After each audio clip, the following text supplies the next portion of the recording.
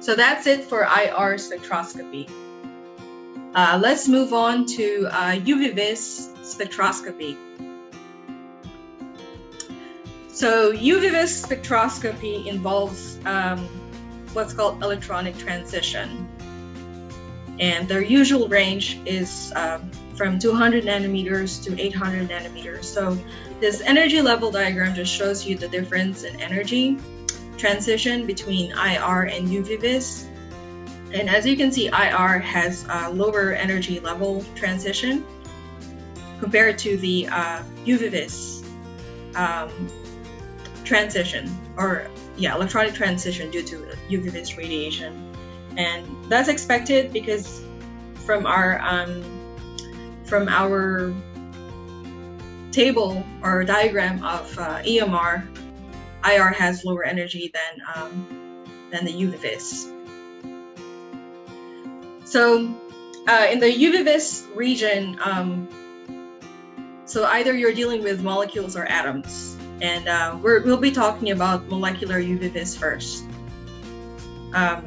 So this requires more advanced chemistry here, but I'm just going to state it as it is.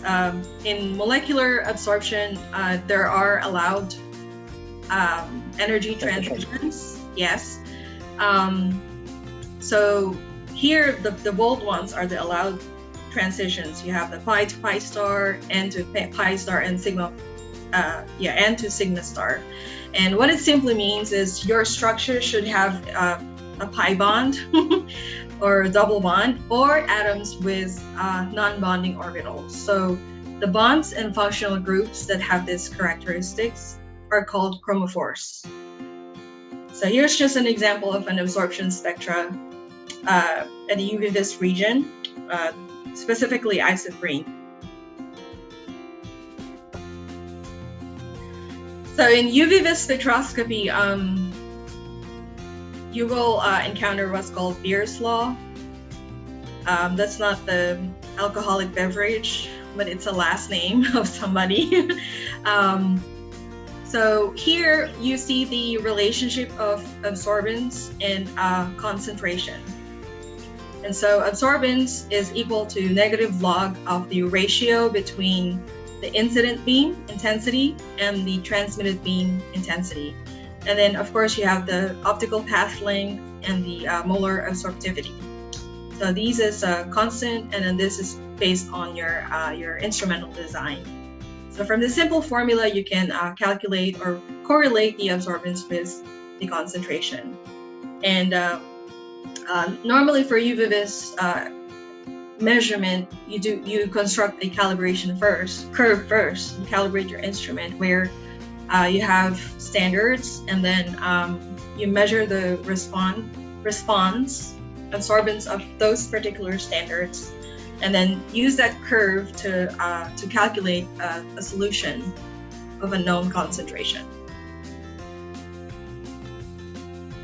So here's just a basic instrument design for molecular UV-Vis absorption. But first, let me just show you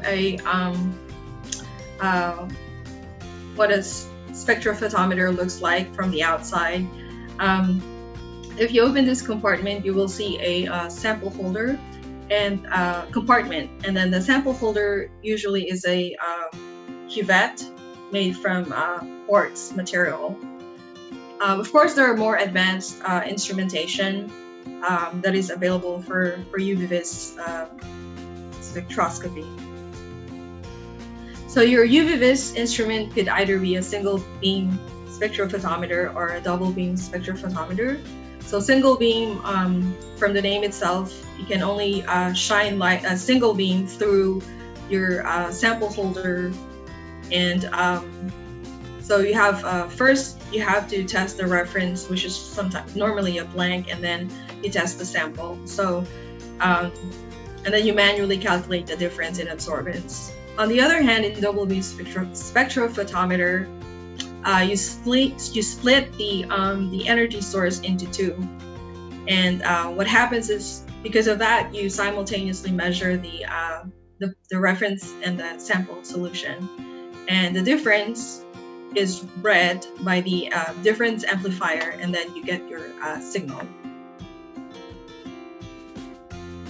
All right, so application for molecular UV-Vis. I have a long list for environmental analysis. You can use it to test trace metals, inorganic nonmetals, and organics. So it's a long list, but you can just, I guess, review this webinar later on to review the list. But I'm not gonna go over each one of them. There's a lot. And then another application is for clinical samples. So you can also use it to test for analytes in your serum. So proteins, cholesterol, uric acid, serum barbiturates, glucose, and proton-bound iodine. So UV-Vis is a lot of applications in many industries.